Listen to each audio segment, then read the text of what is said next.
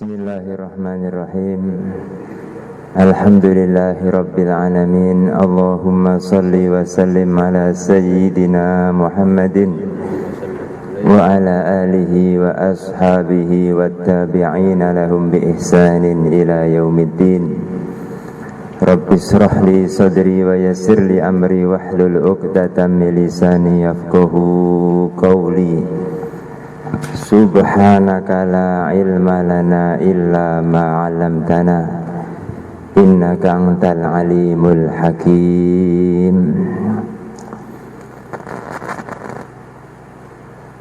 Sebelumnya saya mengucapkan selamat tahun baru, Pak. 1442 Hijriah. 1442 Hijriah. Berarti kita ini ada di soft nomor 1442 semenjak hijrahnya baginda Rasulullah Sallallahu Alaihi Wasallam.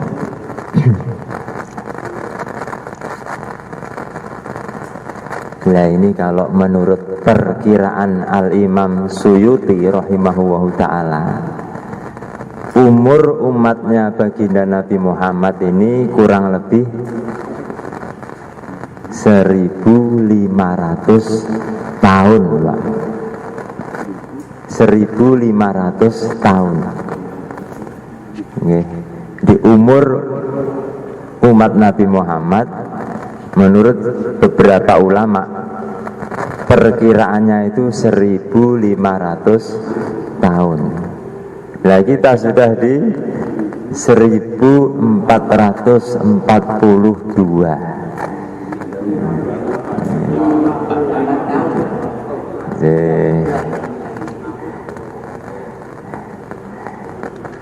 Nah, penetapan kalender hijrah ini kapan?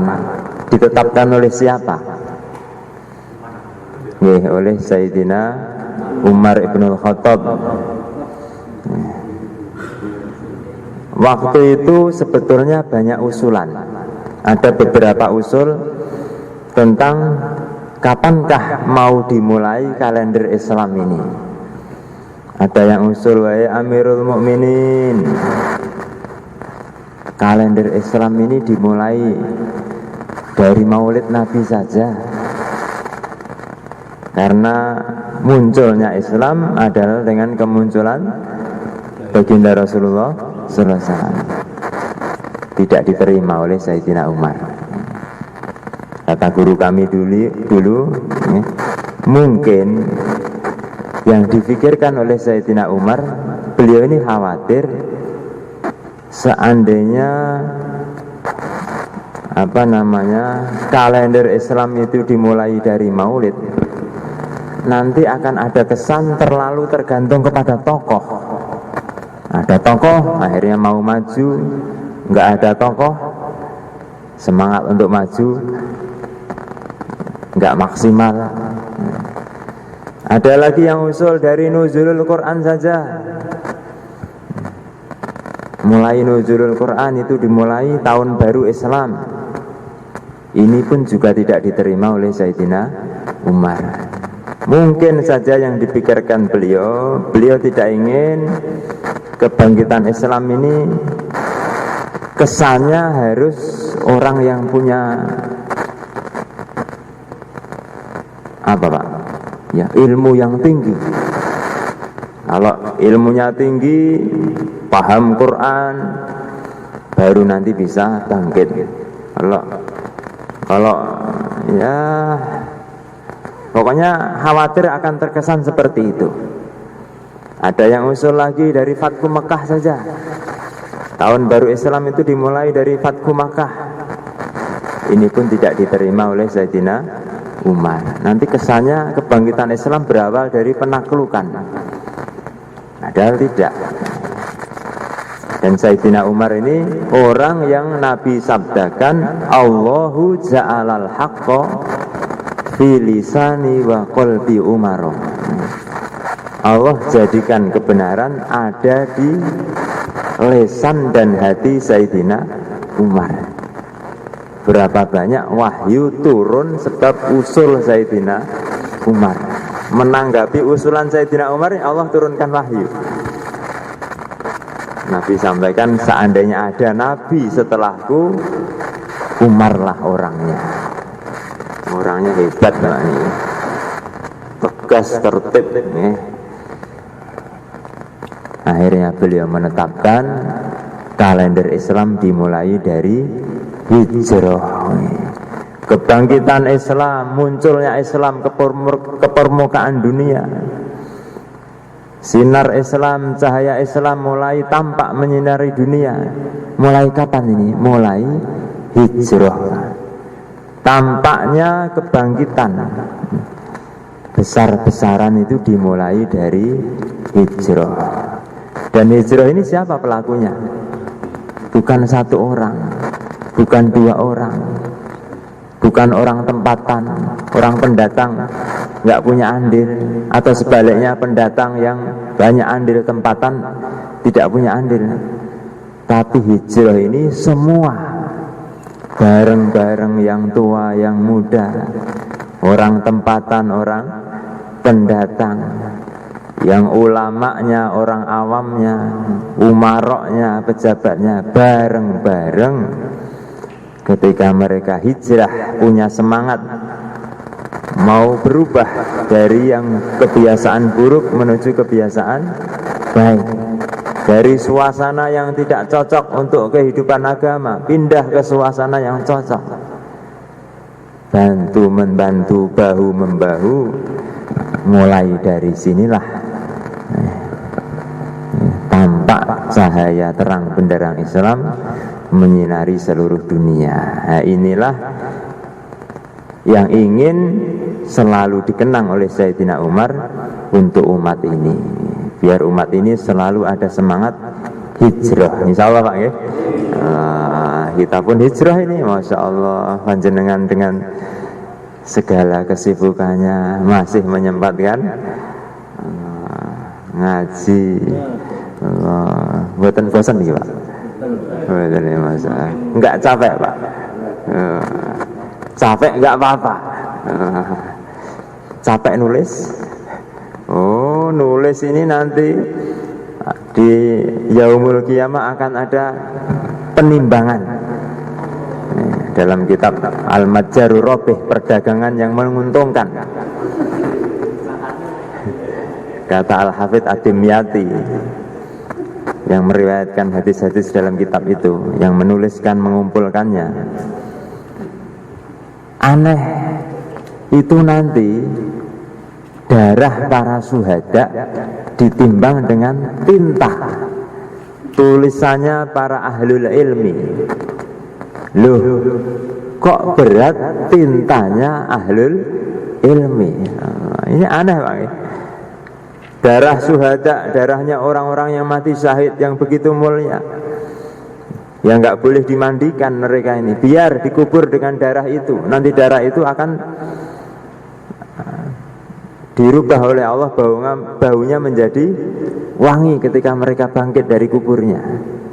Itu dulu kalah beratnya dengan pulpen jenengan itu Pak. Allah, tintanya para ulama. Masya Allah.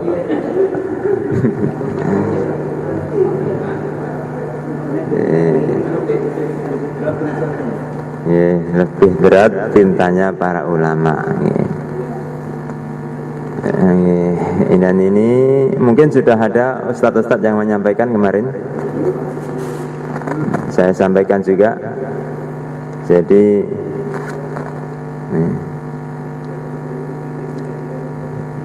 bulan secara umum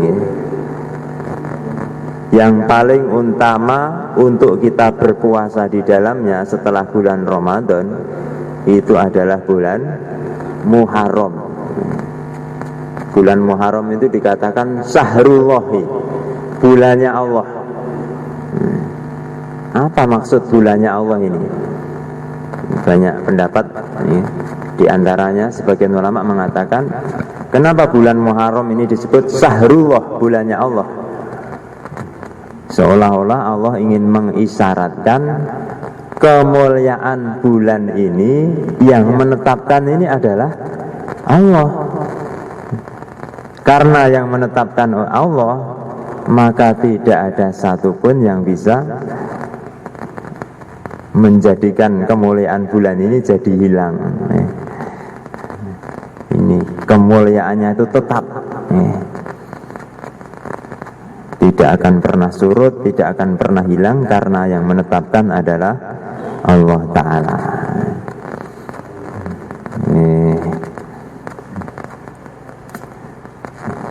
Kemudian khususnya untuk puasa,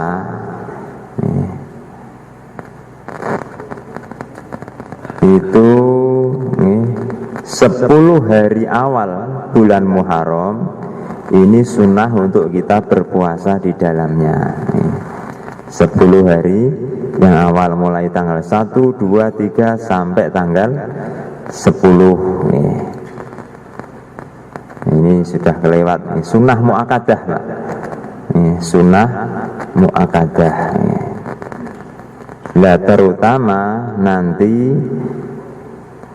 pas tanggal 10-nya, yaitu hari Asyura, hari yang sangat mulia. Banyak kejadian pertolongan-pertolongan Allah besar Allah munculkan di hari ini. Dan ini mengenang hari-hari yang di dalam hari-hari itu Allah datangkan pertolongan-pertolongan besar. Ini termasuk perintah Allah. Wa dzakirhum bi ayyamillah, wahai Muhammad, dzakirhum, ingatkan umatmu, bi ayyamillah, dengan hari-harinya Allah. Maksudnya apa ini? Hari-hari yang di situ Allah turunkan pertolongan besar lah. Coba yang jenengan ketahui apa yang terjadi pada hari Asyura. Monggo. Nabi Adam turun ke dunia, diampuni dosa-dosanya, niku nggih hari Asyura. Nabi Nuh kapalnya mendarat dengan selamat, itu juga hari Asyura. Nabi Yunus dimuntahkan keluar dari perut ikan selamat, itu hari Asyura. Nabi Ibrahim selamat dari api yang berkobar-kobar, wahai api dinginlah dan selamatkan Ibrahim, itu hari Asyura. Nabi Idris diangkat ke langit, hari Asyura. Nabi Yakub sembuh penglihatannya, sempat buta Nabi Yakub. Kemudian ketika dikirim bajunya Nabi Yusuf, diusapkan ke penglihatan Nabi Yakub, akhirnya melihat kembali, itu hari Asyura. Nabi Ayub sembuh dari penyakitnya, hartanya kembali, keluarganya kembali, hari Asyura. Nabi Musa, Fir'aun tenggelam, Bani Israel selamat, hari Asyura. Apalagi Pak? Awal rahmat yang turun ke dunia, awal hujan yang menetes di muka bumi, itu hari Asyura. Hari kiamat juga nanti akan terjadi pada hari Jumat, hari Asyura. Nabi Isa kok perlu dereng ngertos ulang ya. Allahumma sholli ala Muhammad. Baginda Nabi Muhammad sallallahu alaihi wasallam dapat janji kemuliaan dari Allah, diampuni dosa yang akan datang yang telah lalu, niku nggih hari Asyura. Hari itu kan banyak. Allah yang menciptakan hari-hari, Allah pula yang berhak memilih sebagian hari-hari tertentu untuk dimuliakan, untuk menjadi hari yang di situ banyak datang pertolongan Allah melebihi hari-hari yang lain. Nah, ini termasuk hari Asyura nih. Kalau menurut kalender kita, hari apa besok? Asyura-nya pas hari apa Pak? Hari Sabtu Pak. Sabtu. Berarti jenengan sahurnya itu Jumat malam Sabtu niku.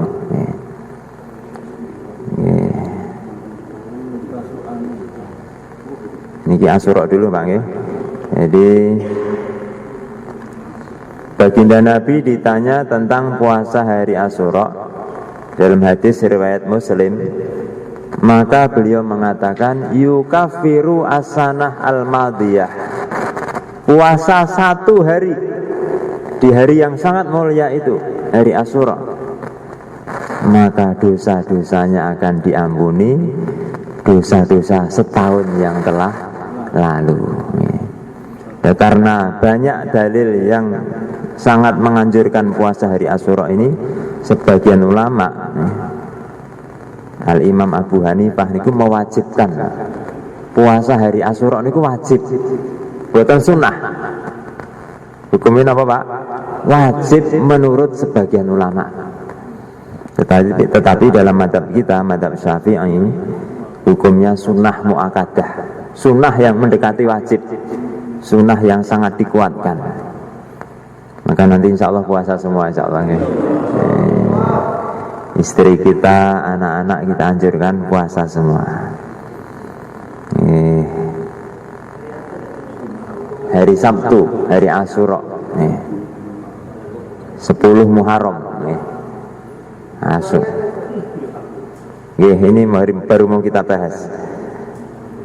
Jadi ceritanya, awal pertama kali Nabi menyuruh para sahabat berpuasa Asyura, ketika baginda Nabi hijrah ke Madinah, beliau menemui sekelompok orang-orang Yahudi puasa di tanggal 10 Muharram. Dan memang banyak agama-agama ini sama, mereka memuliakan 10 Muharram.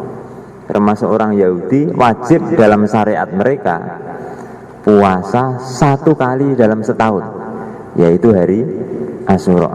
Maka Nabi bertanya kepada mereka, kenapa kalian puasa hari ini? Maka orang-orang Yahudi itu mereka mengatakan, ini hari yang baik, hari di mana Allah telah memenangkan Nabi Musa dan Bani Israel, hari di mana musuh-musuh mereka yakni Fir'aun dihancurkan oleh Allah. Maka untuk mensyukuri hari itu, kami orang Yahudi berpuasa pada hari ini, syukuran kemenangannya Nabi Musa, kehancuran Fir'aun. Maka baginda Rasulullah SAW beliau mengatakan, nahnu aula bi Musa minkum, kami orang Islam lebih layak, lebih berhak untuk mensyukuri kemenangannya Nabi Musa daripada kalian. Kalau kalian saja mensyukuri Nabi Musa, kami orang Islam ini seharusnya lebih berhak lagi mensyukuri kemenangannya Nabi Musa. Akhirnya baginda Rasulullah SAW memerintahkan para sahabat berpuasa juga pada hari Asyura, dan beliau pun berpuasa. Nah kemudian, karena tanggal 10 itu orang-orang Yahudi, ahli-ahli kitab, mereka juga berpuasa. Lah supaya orang Islam ini beda, maka Nabi menganjurkan kita untuk berpuasa juga pada tanggal 9-nya Pak. Ya menikah hari Jumat besok ini. Niku namanya hari Tasu'a. Tasu'a dari kata-kata tasik. Tasik ini 9. Kalau Asyura dari kata-kata asir, 10 di Asyura. Baginda Nabi menyampaikan, lain bagitu ila qabilin la asuman natasi'a. Sungguh seandainya aku masih hidup tahun depan, benar-benar aku akan berpuasa pada tanggal 9. Tapi ternyata beliau wafat. Tahun depan ternyata beliau sudah wafat, sehingga beliau tidak sempat puasa pada hari Tasu'a. Begitu Pak ya, insya Allah ya. Sebentar, kita niki ada satu yang penting. Yahudi puasa tanggal 10, orang Islam tanggal 10 juga puasa.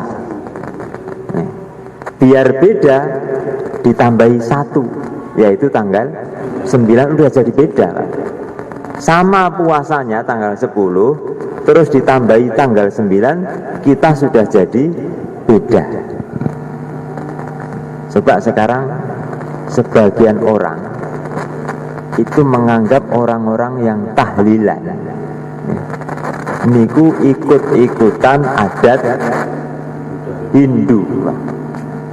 Ketika ada kematian, kemudian orang-orang berkumpul, itu adat Hindu, jangan tiru-tiru adat Hindu itu. Coba kita bandingkan dengan hikmah Nabi menyuruh puasa tanggal 9 ini. Sama puasanya saja, terus kita ditambahi 1 hari sebelumnya, itu sudah jadi beda, tidak dianggap ikut-ikutan. Sekarang kumpul-kumpul seputar ada kematian seseorang. Seandainya memang betul orang-orang Hindu mereka kumpul-kumpul, itu kayaknya yang kumpul-kumpul bukan hanya orang Hindu Pak. Kalau ada kematian yang kumpul-kumpul orang Islam, kumpul-kumpul orang Kristen pun juga kumpul-kumpul, itu satu. Semua kumpul-kumpul, kok hanya Hindu saja kita dituduh ikut adat Hindu. Kemudian yang kedua, ketika kumpul tuh ngapain? Orang Hindu ketika kumpul tuh amalannya apa? Judi, minum-minum. Apa orang Hindu baca tahlil? Apa orang Hindu terus baca Yasin? Kok dibilang sama nih? Sama niru-niru di mananya ini ya? Kumpul, semua orang kumpul, ada yang meninggal.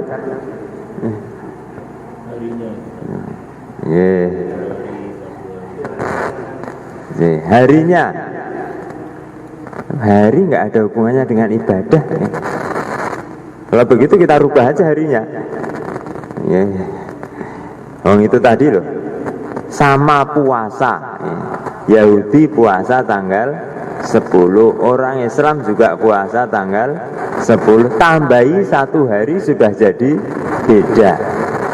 Maka para ulama mengatakan hikmahnya puasa Tasu'a diantaranya adalah mukhalafatu ahlil kitab, supaya beda dengan puasanya ahlil kitab. Betul Pak ya? Jadi sama sekali kumpul-kumpul mendoakan ya yang sudah meninggal ini, sama sekali bukan niru-niru adat orang Hindu. Ada pertanyaan tadi? Sebetulnya saya selesaikan dulu nih Pak.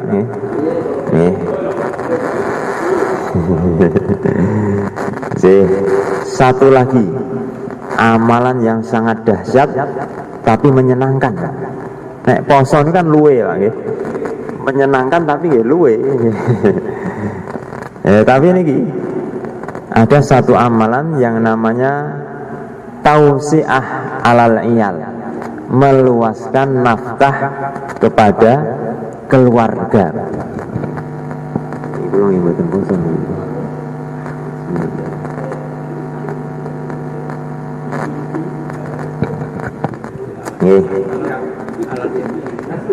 Dari Abu Hurairah radhiyallahu anhu, sesungguhnya Rasulullah sallallahu alaihi wasallam beliau bersabda, man, barang siapa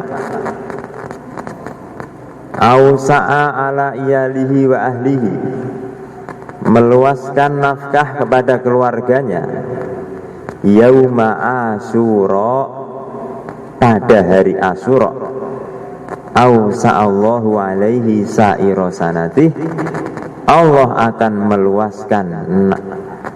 akan meluaskan rezekinya selama setahun penuh. Allahu Akbar.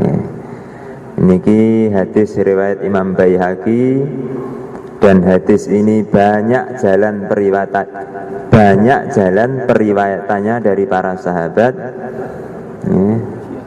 sehingga kata Al-Imam Baihaqi, sanad-sanad hadis ini jika dikumpulkan satu dengan yang lain akan memberikan kesimpulan bahwa makna hadis ini kuat.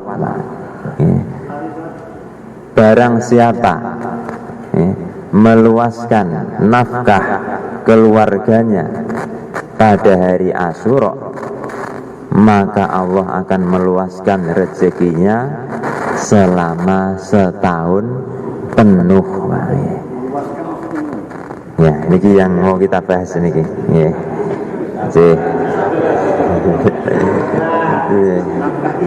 Iya.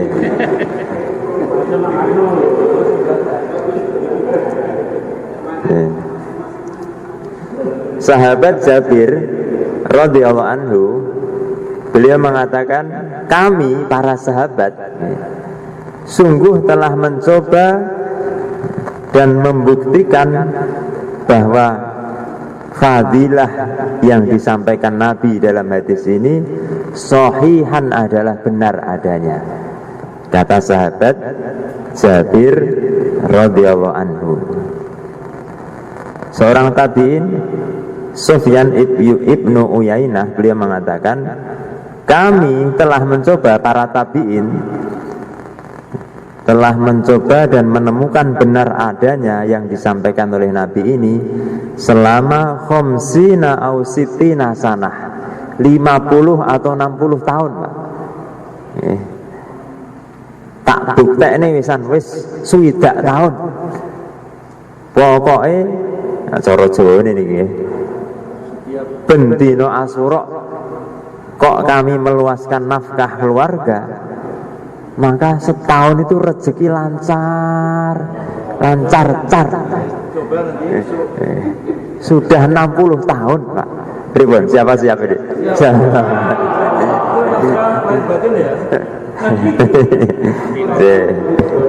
Istri. Keluarga istri. Sekarang kita bahas, ya.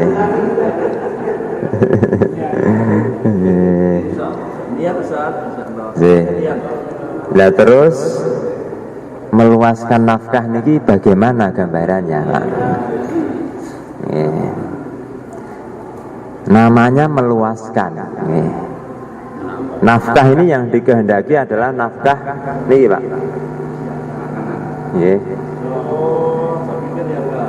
Betul. Nafkah yang dikehendaki ini adalah nafkah kelonggaran nafkah, uang, makanan, baju, pokoknya yang kaitannya dengan harta. Lah namanya melonggarkan ini berarti ada menu yang beda, spesial, daripada hari-hari sebelumnya. Lah spesial ini terserah panjenengan.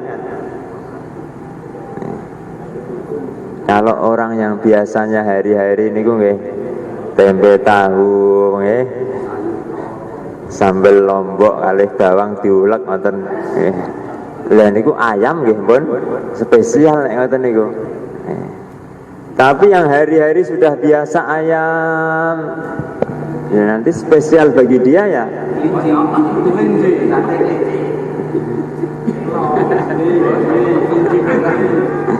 Kita beri hadiah apa begitu gitu. Keluarga kiai itu, Pak, kalau hari Asyura nih mesti nanti dulu gitu. Itu nanti dikasih semua anak-anaknya itu dikasih uang jajan lebih. Wis tuku apa? terserah, masing-masing jatah 1 juta misalnya. Ini pondok ini nanti kalau hari Asyura Sabtu niku pun ngeluwi bodoh niku Pak. Rame sangat, semua santri wajib puasa. Istimai semua puasa. Dan nanti saling memberi hadiah. Dan nanti kan kata-kata meluaskan nafkah keluarga. Lah makna keluarga ini sinten? Yeah. Makna sempit ya. Ini keluarga kecil di rumah kita itu, anak, istri, meluas lagi orang tua. Niku makna sempitnya keluarga. Nah, makna perluasannya ini termasuk ini satu kelas ini ya.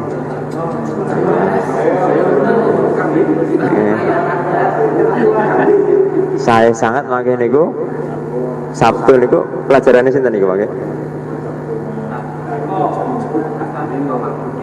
Nanti puasa bareng-bareng, terus buka bareng-bareng di sini saya. Atau buka di rumah juga bisa. Ya. Nah, perluasannya ya ini teman-teman kita, tetangga kita, niki termasuk keluarga juga secara perluasan makna. Begitu Pak ya.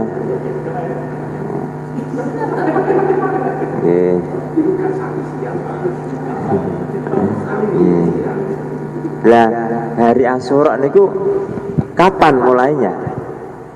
Tanggal 10 Muharram niku mulai jam pinten sampai jam berapa? Nggih. Mulai maghrib hari Jumat Pak. Jadi hari Jumat lepas kita Jumatan, terus sore asar, maghrib niku sudah hari Asyura. Terus malam hari, pagi, siang, asar, sampai sebelum maghrib niku hari Asyura. Mulai malam Sabtu sampai siangnya hari Sabtu sebelum maghrib masuk malam Ahad. Nah niku teng mriku niku Pak. Tapi seandainya Anda nggak pas hari itu pun, tapi memberikan kelonggaran nafkah dalam rangka memuliakan hari Asyura, itu pun juga dapat. Seandainya nggak pas pun nggak masalah. Tetapi seandainya pas, ini tentu lebih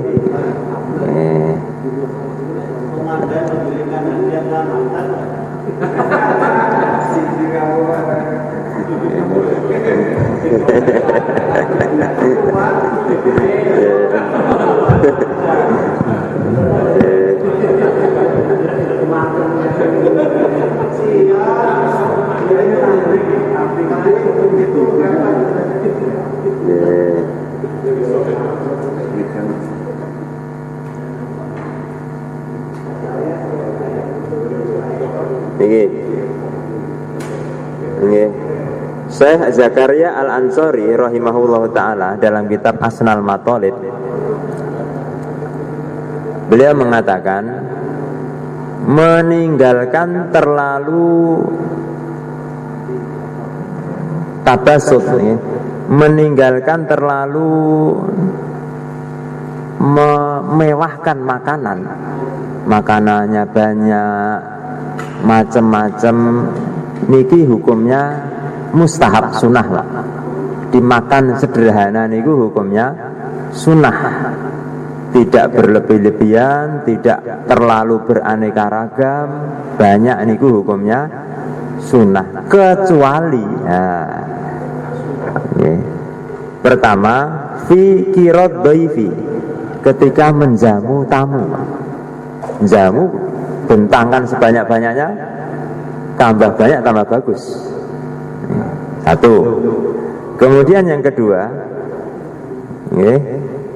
fi awqatit tausiah alal iyal ka yaumi Asyura wa yaumail idi, di hari-hari, di waktu-waktu yang di situ disunahkan untuk meluaskan nafkah bagi keluarga, seperti hari Asyura, hari raya Idul Fitri, hari raya Idul Adha. Niki menjadikan makanan beraneka ragam niku sunnah. Nanti ya. Jadi secara umum di hari-hari biasa meninggalkan terlalu beraneka ragam, meninggalkan terlalu bermewah dalam makanan walaupun kita mampu, niku hukumnya sunnah. Sederhana lebih bagus. Kecuali ketika menjamu tamu atau di hari-hari waktu-waktu yang di situ disunahkan untuk melonggarkan nafkah bagi keluarga. Nggih, termasuk hari Asyura. Nggih, spesial Pak. Makanya sering di pondok-pondok pesantren makan-makan enak hari Asyura. Nggih, ada pertanyaan monggo Pak. Oh. Agus. Pak siapa tadi Pak Agus? Pak Agus. Iya. Nggih. Hanya ingin tahu ya, pada saat penetapan tahun Hijriah itu Nabi masih ada atau Nabi sudah enggak? Penetapannya ketika Sayyidina Umar menjadi khalifah. Berarti Nabi sudah wafat. Sayyidina Abu Bakar juga sudah wafat. Oke. Monggo. Kita mau bukan ke istri maupun ketua. Kita cicil. Waktu kita mau belikan baju ya. Nggih. Kita belikan baju nanti memberinya hari Asyura. Nggih. Belinya sekarang tapi nanti nyerahkannya hari Asyura. Memang seperti itu. Kalau pas hari itu nggih, ya repot, kita sedang puasa juga nih. Ya kalau mau belinya sekarang aja Pak. Nih, hadiah untuk istrinya, hadiah untuk anak-anaknya. Saya sendiri juga sudah saling menyiapkan hadiah kita ini. Yeah.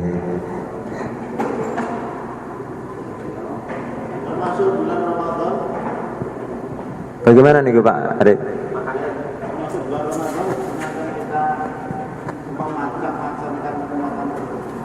Waktu berbuka? Tidak. Betul ya. Betul.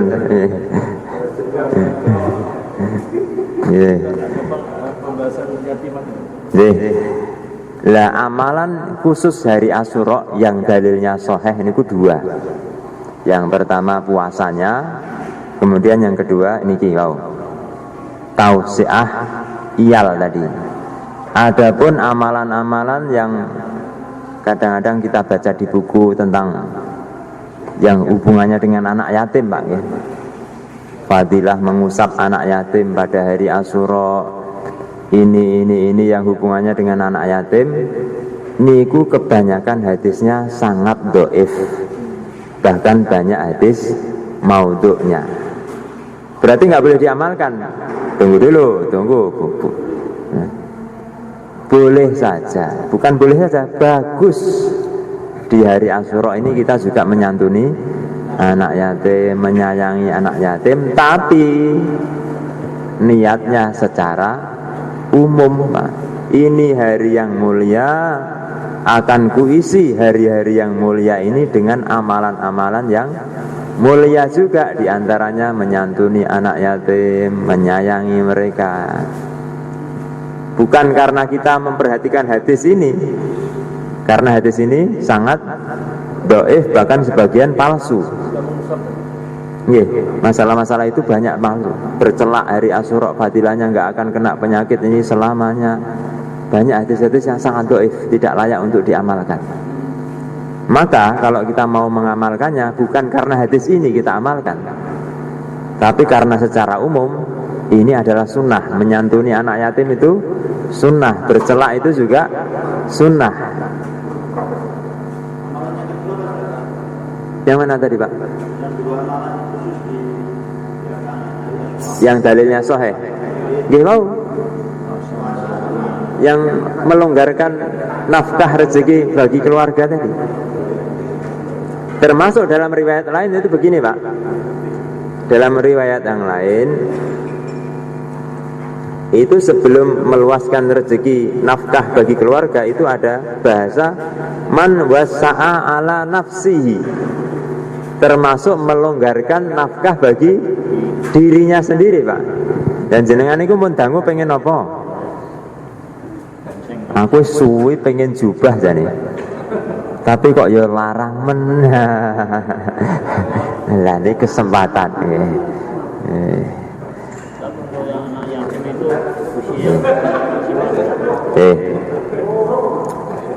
Ada pertanyaan, anak yang namanya anak yatim niku siapa, Pak?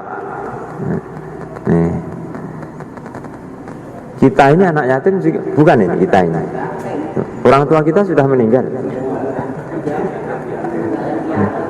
Mbah-mbah niku malah anak yatim lagi.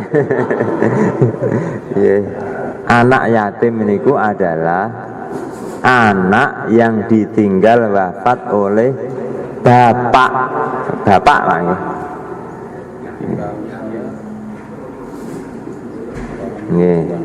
Ketika dia belum balik.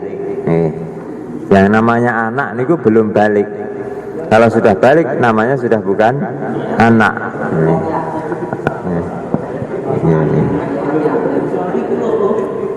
Manusia ini kalau sudah balik nanti akan jadi manusia yang sudah berdiri sendiri.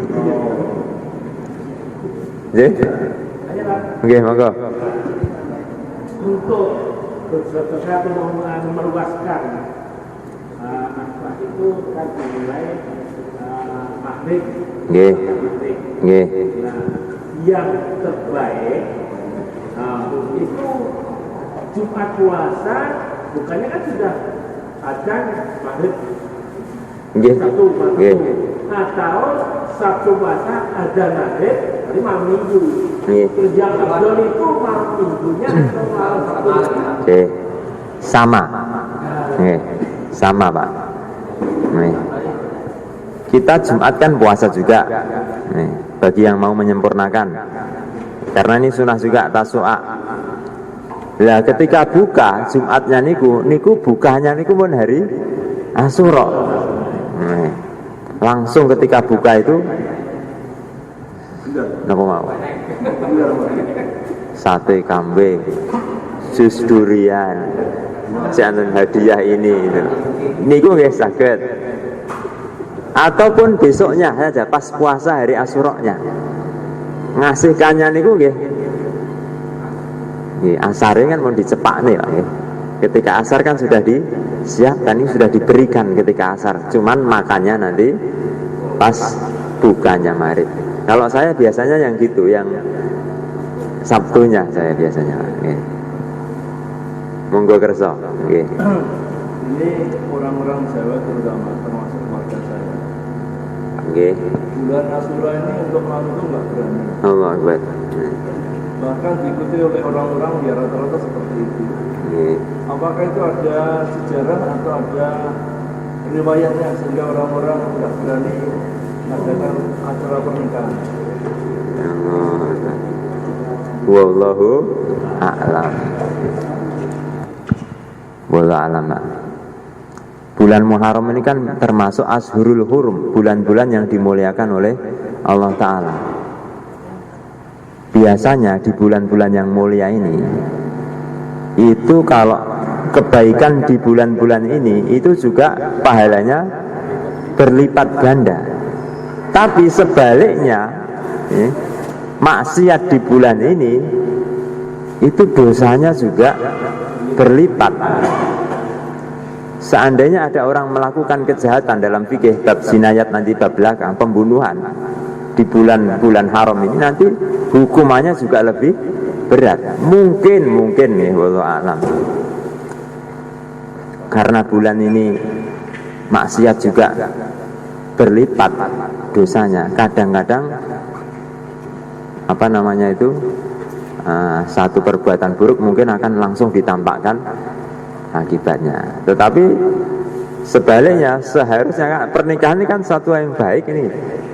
Seharusnya bukan malah takut, tapi malah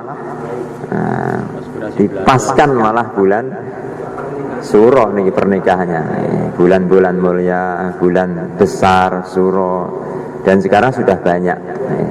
Inspirasi Belanda Ustaz. Nggih. Begitu nggih. Kayak model ngono karo rondo. Sekap niki kados e. Pokoknya kita ada menu yang istimewa. Enggak harus mewah, tetapi ada sesuatu yang membuat keluarga itu senyumnya lebih lebar begitu Pak. Begitu ya. Apa tadi fadilahnya Pak? Barang siapa meluaskan nafkah keluarga pada hari Asyura, Allah akan meluaskan rezekinya selama setahun penuh. Ke depan. Lah itu kalau kita yang punya uang mudah Pak. Lah anak kita bagaimana? Nanti modelnya kalau di pondok nanti saling memberi Pak. Istri kita juga dia punya apa? Ini saling memberi. Jadi semuanya saling memberi pada hari Asyura ini. Semoga keberkahan, kebaikan pada hari-hari yang mulia ini, khususnya pada hari Asyura, Allah berikan juga kepada kita, kepada keluarga kita, dan kepada seluruh umat. Allahumma amin. Subhanallah bihamdihi, subhanakallahumma wa bihamdika, asyhadu an la ilaha illa anta, astaghfiruka wa atubu ilaik. Wassalamualaikum warahmatullahi wabarakatuh.